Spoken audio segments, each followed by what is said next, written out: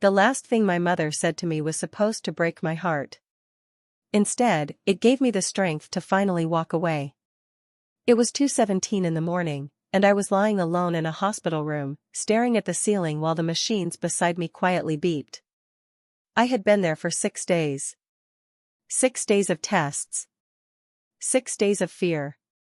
6 days of wondering whether my parents would finally show up when I needed them most. My phone was in my hand.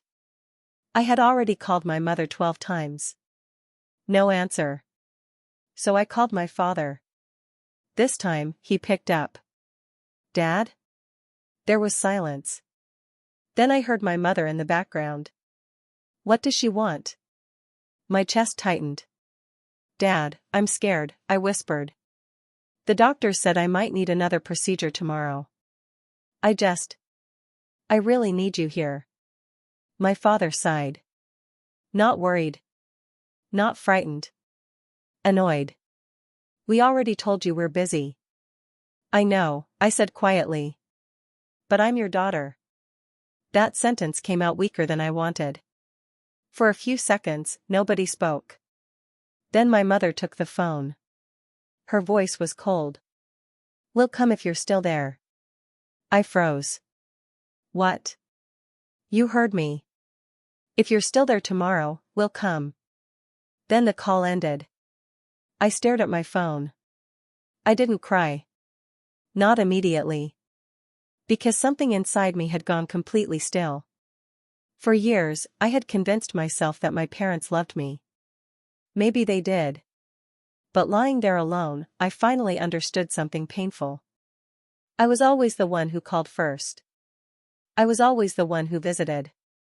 I remembered birthdays, brought groceries, helped with bills, and showed up whenever they needed me. But when I needed them, there was always an excuse. Too busy. Too tired. Too far away. I looked toward the hospital window. Then I made myself a promise. If I got out of that hospital, I would stop chasing people who never turned around to look for me. The next morning, the doctor told me I could go home. I packed my bag. My hands were still weak, but my mind had never felt clearer. I didn't call my parents. I didn't ask if they were coming. I simply walked out. And when the sunlight touched my face outside the hospital, I felt something I hadn't expected. Relief. But I didn't know that leaving that hospital would be the beginning of something much bigger. Because my parents weren't going to let me walk away that easily. Growing up, I was the child who learned how to ask for less. My younger brother Ethan was different. Whenever he needed help, Mom was there. Whenever he needed money, Dad found it. When Ethan struggled in college, my parents paid his rent. When he wanted to start a business, Dad helped him financially. But whenever I needed something, I heard the same words. "You're strong. You'll figure it out. We don't need to worry about you." At first, I thought being called strong was a compliment. Eventually, I realized it meant nobody felt responsible for helping me. Still, I kept trying. Every Sunday, I called Mom. Every few weeks, I visited. I brought groceries. I helped Dad with paperwork. I remembered birthdays. I was always there. Then came the hospital. And after my parents refused to come, something changed inside me. I stopped calling. I stopped visiting. I stopped fixing problems that weren't mine. 3 days after I left the hospital, my phone exploded with missed calls. "Mom. Dad. Ethan." I finally answered. "Where are you?" Mom demanded. "Home." "What do you mean, home?" "I was discharged." "You were supposed to tell us." I almost laughed. "You said you'd come if I was still there." Silence. Then my father said, "Don't twist our words." "I'm not twisting anything." "You should have waited." "For what?" Nobody answered. Then Mom said, "We were planning to come." I closed my eyes. Planning isn't the same as showing up. Suddenly, I was selfish. Ungrateful. Dramatic. My father reminded me of everything they had supposedly done for me. And that's when I finally understood. They weren't angry because they were worried about losing me. They were angry because I had stopped playing my role. The dependable daughter. The daughter who always came back. So I said something I'd never said before. You don't have to worry about me anymore. Mom scoffed. Fine. Let's see how long you can keep this attitude. I hung up. For the first time, I didn't feel guilty. 2 months passed. Then my parents started calling again. But this time, I noticed something. They weren't asking how I was doing. They wanted something. And when Dad finally told me what it was, I realized the hospital incident had only been the beginning. They wanted me to help pay for their new house. Why? Because, according to Dad, I was doing better financially than Ethan. That was when the final piece of the puzzle fell into place. I wasn't their daughter when they needed love. I was their daughter when they needed something. And I was finally ready to stop giving it. I said no. That simple word changed everything. Dad became furious. Mom called me selfish. Ethan sent me a message saying I was tearing the family apart. But I hadn't torn anything apart. I had simply stopped holding everything together. A week later, I received an email from an attorney. The message concerned a small property my grandmother had left behind. I had spent years maintaining that property. I paid for repairs. I handled paperwork. I kept it in good condition. But according to the documents, my parents were planning to transfer the property to Ethan. Without telling me. I stared at the papers for nearly 10 minutes. Then something inside me became strangely calm. I didn't scream. I didn't threaten anyone. I didn't post anything online. I got organized. I collected every receipt. Every payment. Every repair bill. Every message. Every document connected to the property. Then I spoke to a lawyer. And that's when I discovered something my parents clearly hadn't expected. The property wasn't theirs to simply hand over. My grandmother had left specific instructions. Those instructions had been ignored for years. My parents had assumed I wouldn't question anything. They were wrong. A few weeks later, they invited me to dinner. I knew exactly why. Still, I went. Mom sat across from me.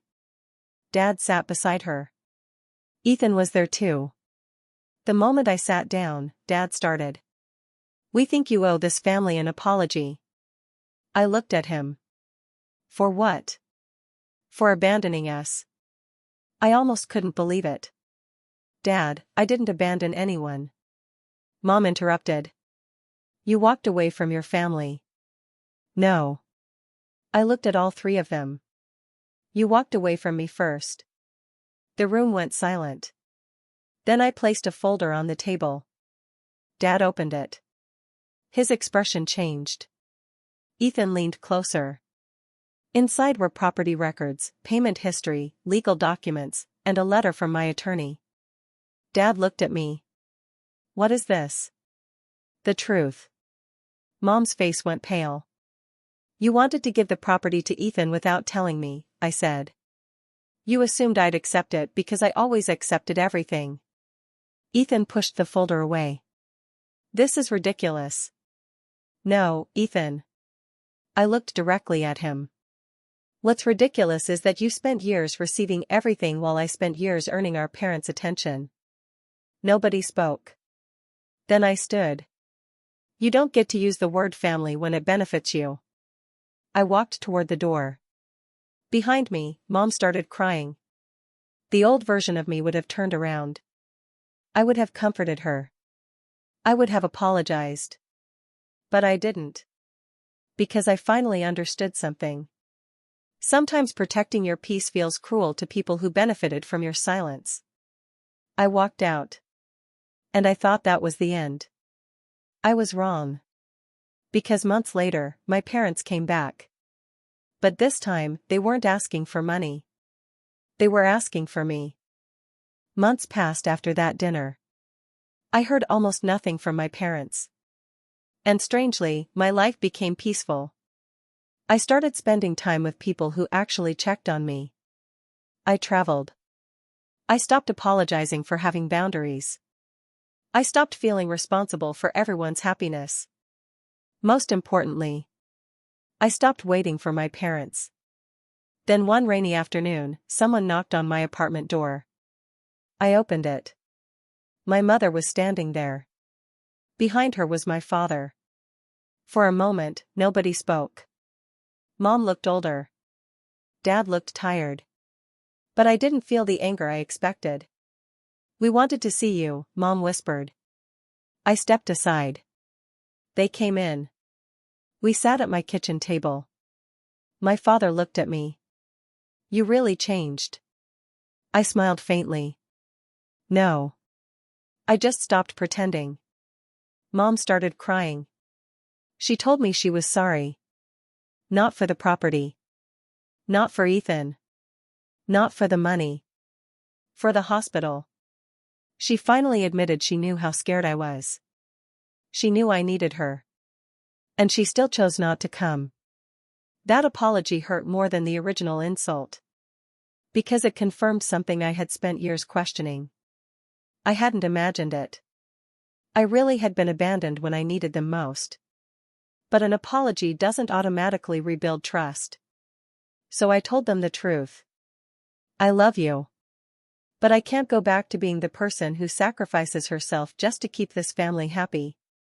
My parents didn't argue. For once, they listened. Things didn't magically become perfect after that. Trust took time. A lot of time. But slowly, they began earning their place in my life. With boundaries. With honesty. And without me sacrificing myself. As for Ethan, he eventually had to learn how to stand on his own. The property was handled according to my grandmother's wishes. Not according to whoever demanded it. And me? I became someone my younger self would have been proud of. Someone who understood that love isn't supposed to feel like begging. Family isn't supposed to mean one person gives everything while everyone else takes. And being strong doesn't mean suffering quietly. Sometimes the strongest revenge isn't destroying the people who hurt you. It's building a life so peaceful that their approval no longer controls you. For years, I thought walking away from my parents meant I had lost my family. But I was wrong. I hadn't lost myself by leaving them behind. I had finally found myself. And maybe that was the part they never expected. They thought if they stopped choosing me, I'd spend my whole life trying to earn their love. Instead, I learned the most important lesson of my life. You can love your family. And still choose yourself. Because sometimes the moment you stop waiting for someone to choose you is the moment your real life finally begins.